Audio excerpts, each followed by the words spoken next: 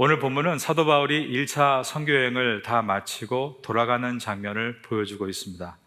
이제 돌아가면 1차 선교여행이 다 마쳐지게 되는 것입니다. 그런데 사도 바울은 지금까지 걸어왔던 여러 지역을 다시 돌아가는 방식을 취하며 가고 있었습니다. 그 이유가 복음을 듣고 그리스도를 영접하고 구원을 얻은 그들이 예수님께 굳게 붙어있게 하기 위해서였습니다. 오늘 본문의 첫 절인 사도행전 14장 20절부터 22절까지를 한 번 더 읽어드립니다. 제자들이 둘러섰을 때에 바울이 일어나 그 성에 들어갔다가 이튿날 바나바와 함께 더베로 가서 복음을 그 성에서 전하여 많은 사람을 제자로 삼고 루스드라와 이고니온과 안디옥으로 돌아가서 제자들의 마음을 굳게 하여 이 믿음에 머물라 권하였다라고 되어 있습니다. 이렇게 사도 바울은 1차 선교여행을 마쳐가고 있었습니다. 그런데 바울이 1차 선교여행을 마치면서 왔던 길을 돌아가는 방식을 취하는 것은 사실 쉬운 일은 아니었습니다. 왜냐하면 21절에 나와 있는 루스드라와 이고니온과 안디옥은 그에게 고통을 주었던 장소들이기 때문입니다. 비스디의 안디옥은 어떤 곳이었는가? 바울이 복음을 전할 때 많은 사람들이 주님께로 돌아왔습니다. 그만큼 또한 많은 핍박자들이 바울을 괴롭게 만들었던 곳입니다. 그래서 바울은 급하게 그곳을 떠나야 했습니다. 이고니온은 어떤 곳이었는가? 오늘 본문 위에 있는 14장 5절에 보면 바울이 복음을 전할 때 사람들이 바울을 싫어해서 돌로 치려고 했던 곳이었습니다. 그리고 루스드라는 어떤 곳이었는가? 결국 바울은 이곳에서 돌에 맞습니다.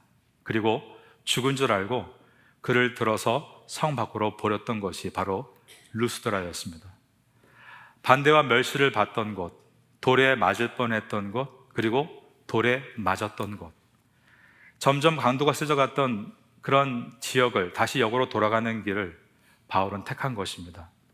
성경을 읽으면 하나님의 나라는 환난을 피하지 않고 그 환난과 직면하는 사람을 통해 확장되었다는 것을 보게 됩니다. 그러나 환난과 고통을 마주한다는 것은 결코 쉬운 일은 아닐 것입니다. 저는 사랑하는 제 아내와 큰딸과 큰아들과 그리고 막내딸을 두고 있습니다. 저희 세 자녀는 모두 태국에서 태어났습니다. Made in Thailand입니다. 첫째 아이 이름은 규태인데 헤아릴 규에 태국태, 태국을 헤아리라 라는 뜻으로 저희 아버지께서 지어주셨습니다. 둘째 딸의 이름은 은서인데 은의 은자에 서가 용서할 서, 그래서 은혜로 용서하라, 아주 더 무게 있는 이름을 지어주셨습니다. 셋째 이름은 은혜입니다. 말 그대로 그레이스입니다. 그 중에 저희 셋째는 장애아이입니다. 장애인 여러 가지 유형이 있는데 저희 아이는 지능이 낮은 지적 장애와 그리고 제대로 걸을 수 없는 약한 근육을 갖고 있는 신체적 장애를 동시에 가지고 있습니다. 장애를 둔 부모에게는 희망 고문을 하는 시간들이 있습니다. 좀 더 발에 힘이 생겨서 걸을 수 있다면 정상 유치원에 가서 정상 아동들과 함께 할 수 있다는 희망의 시간입니다. 또한 걸을 수 있고 스스로 화장실을 갈 수 있다면 학교에 가서 정상 학생들과 함께 공부할 수 있지 않을까라는 희망을 갖는 시간입니다. 그 시기를 놓치지 않기 위해서 몸이 빨리 회복되도록 백방으로 알아보는 시간이 있습니다. 저는 이번에 미국을 방문한 것이 두 번째인데요, 지금으로부터 12년 전인 2011년에 뉴욕을 방문했던 일이 있습니다. 제가 부모서로 있던 태국 방콕 수도에 있는 한인교회에서 뉴욕에 행사가 있어서 성도들을 제가 인솔 해서 아내와 함께 뉴욕의 교회들을 방문했던 일이 있습니다. 그때 저희 아이 셋을 다 함께 데리고 왔는데 그 이유가 제 아내의 이모님들 그리고 큰삼촌이 모두 뉴욕에 살고 있었기 때문에 그분들에게 저희 자녀들을 보여드리고 싶은 마음이 있었습니다. 하지만 더 중요한 이유는 태국에서 많은 분들이 저희 막내를 보면서 미국은 발전된 나라이고 미국에 가면 지금 걷지 못하고 있는 발을 교정해 줄 기술과 의사 선생님들이 많이 있다는 조언을 해주셨기 때문에 그분들을 만나고 싶은 마음으로 모든 자녀들을 데리고 미국에 왔던 적이 있습니다. 그리고 친척분들의 도움으로 병원에서 진찰을 잘 받고 조언도 잘 받아서 한국에 잠깐 체류하고 태국으로 들어갈 때 또 연세의료원에서 정밀 검사도 받고 교정 신발도 맞추고 돌아갈 수 있었습니다. 그때 뭔가 희망이 보이는 시간들이었습니다. 그때 막내 은혜의 나이가 3살이었는데 병원의 진단 결과는 현재 지능이 2세라고 했습니다. 그래서 1년만 더 열심히 노력하면 정상화가 될 수 있는 것이 아닌가, 그런 희망을 갖는 시간이었던 것 같습니다. 부푼 꿈을 안고 태국에 돌아왔고, 미국에서 돌아온 지 3개월 후에 저는 지금 제가 목회하고 있는 태국의 해양 도시인 파타야 선교교회 담임 목회자로 부임을 가게 됐습니다. 새롭게 만나게 된 성도님들의 사랑을 받으며 열심히 목회하는 가운데 비록 작은 교회였지만 점점 안정되고 발전해 나아갔습니다. 그런데 셋째의 경우는 시간이 지날수록 정상 아동과 점점 격차가 벌어지기 시작했습니다. 3살 때 의사 선생님의 진단은 2살 지능을 가지고 있다고 했는데 12살이 됐을 때에도 아이의 지능은 12전을 자라지 않고 4, 5살에 머물러 있었습니다. 희망의 불씨가 점점 사라지는 때였습니다. 그렇게 은혜가 3살 때인 2012년에 태국의 해양도시 파타야에 부임을 해서 11년이 지난 지금 동안 벌써 저희 아이는 15살이 되었습니다. 저는 고난에 대한 성경 구절을 참 좋아합니다. 특별히 야고보서 1장을 많이 사랑합니다. 내 형제들아, 너희가 여러 가지 시험을 당하거든 온전히 기쁘게 여기라. 이는 너희의 믿음의 시련이 인내를 만들어내는 줄 너희가 알미라. 인내를 온전히 이루라. 이는 너희로 온전하고 구비하여 조금도 부족함이 없게 하려 함이라. 여러 가지 시험이라고 했을 때 many kinds of trials라고 되어 있습니다. 마귀의 시험이다, temptation, 혹은 꼭 하나님의 시험이다, 테스트가 아니라 그냥 삶에서 저희와 같이 일어나고 있는 많은 trials, 시련들, 그러나 그것을 장애물을 경주하듯 하나하나 넘어갔을 때 더욱 믿음의 근육이 생기고 더 잘 인내하게 되고 나중에는 웬만한 어려움도 쉽게 넘어갈 수 있는 그러한 사람이 된다라는 이 말씀을 저는 무척 사랑했습니다. 지금도 이 말씀을 사랑합니다. 그런데 이 말씀에 대해서 지난 10년 동안의 우리의 삶에는 조금 더 다른 이해가 생기기를 시작했습니다. 그것은 온전하여 조금도 부족함이 없게 자라게 하려 함이라는 그 말씀에 꼭 자란다는 것이 grow up, 위로만 자라는 것이 아니라 아래로도 자랄 수 있다는 것이었습니다. 고난을 겪고 괴롭고 힘들고 그리고 낙심함을 통해서 그 고통 가운데 있는 다른 분들을 이해할 수 있는 눈이 열리는 것을 경험했기 때문입니다. 아래로도 자랄 수 있는 것이 고난의 유익이다 였습니다. 사도 바울은 핍박을 받고 쫓겨난 곳과 돌에 맞을 뻔한 곳과 실제로 돌에 맞았던 곳으로 다시 들어갔을 때 아마도 돌에 맞아 죽었던 스데반 집사님의 순교가 얼마나 위대하고 귀한 것이었는가를 생각했을 것입니다. 그리고 그 고난의 다음 타자가 혹시 내가 아닐까라고 두려움에 사로잡힌 성도들을 위로해 주고 싶었을 것입니다. 저희 가족이 새로운 도시 파타야에 정착을 하고 저 아내는 열심히 목회를 했고 저희 큰아들과 큰딸은 새로운 학교에 이제 중학교 1학년, 초등학교 5학년으로 들어가서 정말 grow up, 위로 많이 성장하고 발전하는 시간이었습니다.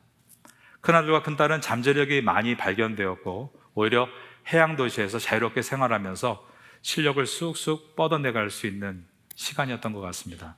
하지만 막내 그레이스의 경우는 장애가 나아지지 않아서 결국 초등학교 입학할 기회를 놓쳤고 늘 집에 있었고 일주일에 한 번 병원에 있는 재활치료실에 가서 운동을 해야 했습니다.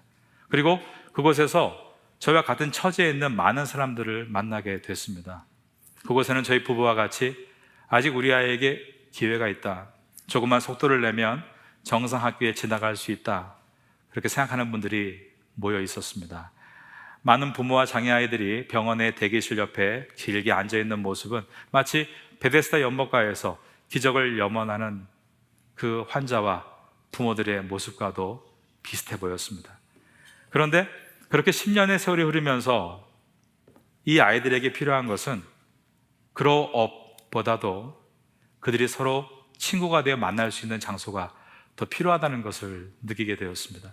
그리고 장애를 가진 부모님들에게도 필요한 것이, 정말 우리도 경험했지만 24시간 같이 케어해야 되기 때문에 몹시 고단합니다. 하루에 단 3시간만이라도 자유를 줄 수 있는 그러한 함께 모일 공간이 있다면 그것이 가장 필요하다는 것을 깨닫게 되었습니다. 10년 지난 작년 2022년에 드디어 장애인을 위한 학교의 모처라고 할 수 있는 장애인들이 저희 교회에 와서 금요일까지 화, 수, 목, 금을 보내는 그러한 주간 장애인 보호센터, 데이케어 센터가 시작이 됐습니다. 작년 5월에는 주일에 장애인 예배부가 열려서 장애인들이 저희 교회에 몰려와서 장애인 예배를 드리고 있습니다. 작년 11월에는 저희 교회 옆에 농아인 교회를 건축하고 그 농아인들이 모이셔서 행복하게 예배를 드리고 계십니다.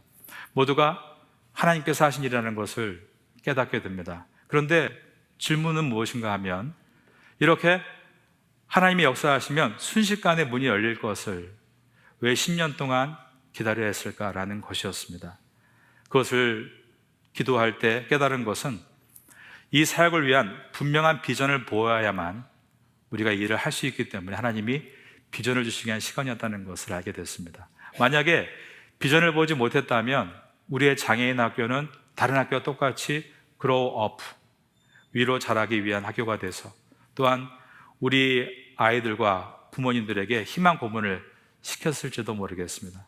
그러나 저희가 본 비전은, 하나님은 모두가 정상이 되는 것을 목표로 두시는 것이 아니라 장애인과 비장애인이 함께 어우러져 평균을 이루는 것, 바로 그것이 하나님의 나라인 것을 깨달았던 것입니다. 10년의 시간은 그 비전을 얻기 위한 시간이었고, 이것을 가장 깊게 경험한 사람들이 바로 저희 가족들이었습니다. 저에겐 자녀가 셋이 있다라고 말씀을 드렸는데요, 첫째 아들은 지금 24살인데 태국의 뱅콕에서 일을 하고 있습니다. 직업은 유튜버입니다. 크리에이터인데 태국어가 마더텅, 모국어고 한국어도 잘합니다. 규태오빠라는 이름으로 유튜버로 생활을 하고 있고, 지금까지 7년 동안 웃기고 밝고 재미있는 콘텐츠로 사람들의 즐거움을 주고 있습니다. 구독자 수는 850만 명입니다. 감사합니다. 놀래 주셔서 감사합니다.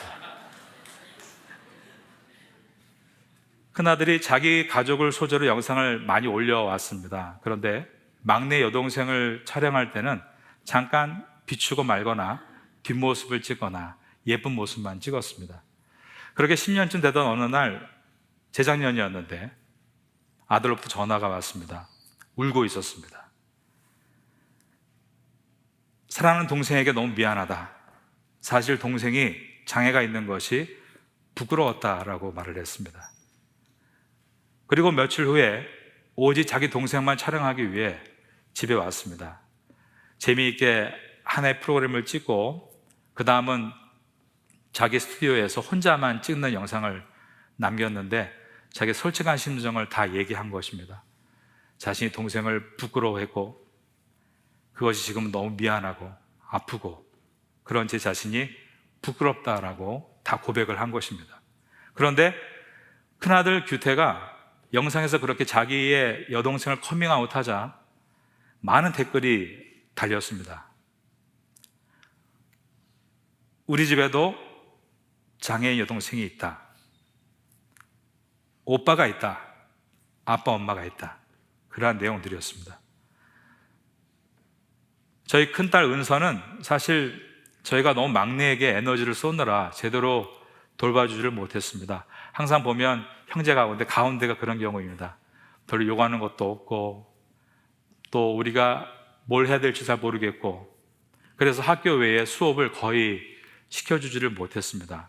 그런데 대학을 가려고 성적표를 봤는데 저도 놀랐습니다. 중1 때부터 고3까지 6년 동안 모든 과목의 점수가 4.0으로 쫙 내려와 있는 겁니다.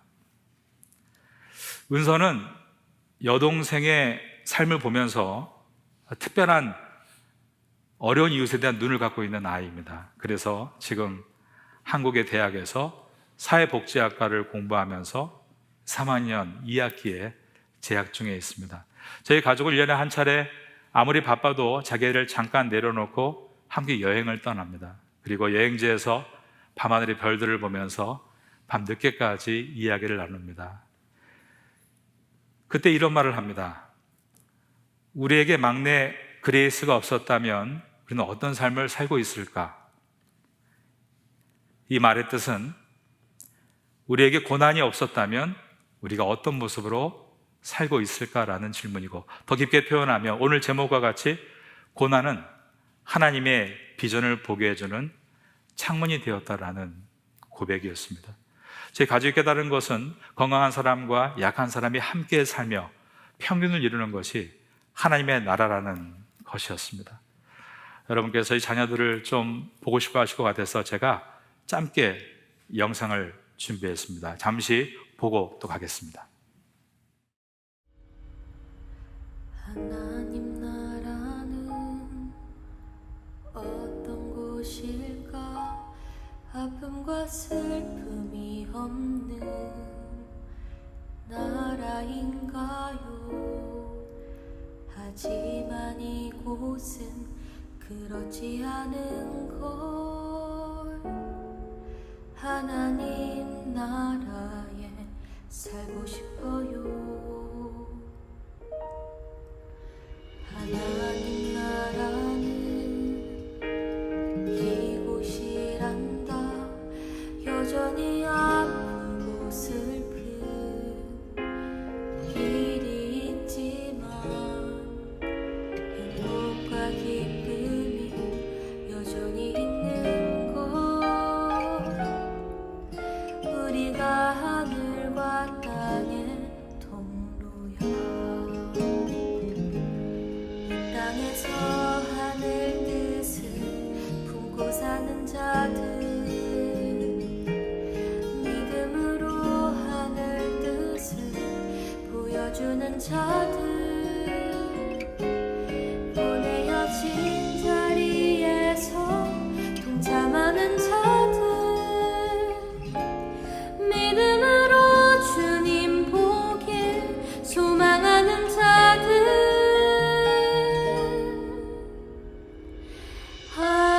하나님이 세상을 지으사 회복하고 통치하시네.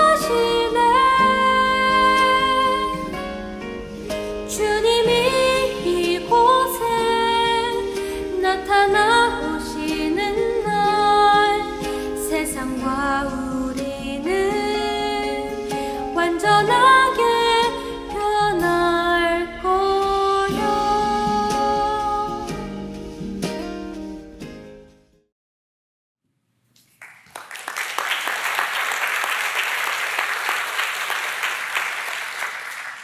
사도 바울은 돌에 맞아 머리가 터지고 피로 얼룩진 옷을 입고 루스드라와 이고니온과 그리고 안디옥을 다시 방문했습니다. 처음과 다르게 왜소해져 있고 몸이 찢긴 아픈 몸이었지만 바울은 grow up, 위로만 자라는 것이 신앙이 아니라 고난도 신앙의 한 모습이라는 것을 보여주고 싶었던 것입니다. 그러므로 하나님의 나라에 들어가기 위해서는 환난의 경험도 유익하니 마음을 굳게 하여 여러분들은 믿음에 머물러 있으십시오라고 부탁했습니다. 오늘 본문에 들어있는 사도행전 14장 22절을 읽어드립니다. 제자들의 마음을 굳게 하여 이 믿음에 머물러 있으라 권하고, 또 우리가 하나님의 나라에 들어가려면 많은 환난을 겪어야 할 것이라 하고, 바울은 이어서 기도합니다. 이어지는 23절입니다. 각 교회에서 장로들을 택하여 금식 기도하며 그들이 믿는 주께 그들을 위탁하고. 사람에게 하나님에 대해서 말하는 것이 전도라면 하나님께 사람에 대해서 말하는 것이 기도입니다. 기도는 하나님께 그 사람에 대한 정보를 알려드리기 위해서 하는 것은 아닙니다. 왜냐하면 하나님은 이미 그 사람의 모든 것을 다 알고 계시기 때문입니다. 그러나 하나님은 그 사람에 대해서 다 알고 계심에도 불구하고 그 사람에 대해서 기도하라라고 말씀하십니다. 오늘 본문의 마지막 절인 사도행전 14장 26절을 읽어드립니다. 거기에 배 타고 안디옥에 이르니 그것은 두 사도가 이룬 그 일을 위하여 전에 하나님의 은혜에 부탁하던 곳이라. 바울과 바나바가 1차 사역여행을 떠날 때 안디옥 교회 교인들은 하나님께 이 두 사람의 미래에 대해서 의탁하며 기도를 드렸습니다. 그리고 바울도 하나님께 자신이 전도했던 성도들의 미래를 주님께 의탁하며 기도를 하고 있습니다. 그 내용은 하나님은 이미 그 모든 길을 아시고 계획하셨으니 그들이 마음을 굳게 하고 물러나지 않도록 믿음에 머물게 해달라는 기도였습니다. 저도 오늘 이곳에 예배드리며 여러분 한 분 한 분의 아픔에 대해서 알지는 못합니다. 하지만 제가 분명히 알고 있는 것은 하나님은 여러분의 모든 것을 알고 계시다는 사실입니다. 저도 그래서 하나님께 간절히 기도드리고 싶습니다. 여러분의 삶에 길이 없다고 할지라도 이스라엘 백성이 길 없는 사막에서 오직 한 길을 따라 가나안 땅에 들어간 것처럼 오직 여러분을 위한, 여러분 가족을 위한 길이 있다는 것을 기억하시고 긴장이 작은 외딴 태국의 해양 도시에서도 주의 길을 걷고 있는 것을 위로 삼으셔서 이 땅에서 주와 함께 승리하시기를 마지막으로 예수님의 이름으로 축원합니다. 기도하겠습니다.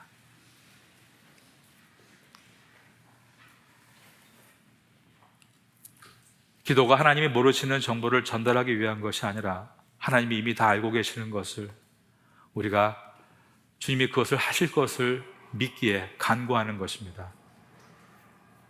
우리를 십자가에 죽기까지 사랑하신 그 사랑으로 사랑하신 주님께서 여러분의 가족의 모든 상황과 그 일들을 다 아시고 오늘 이 아침에 주일에 기도할 때 놀라운 은혜로 채워주시기를 간절히 기도합니다.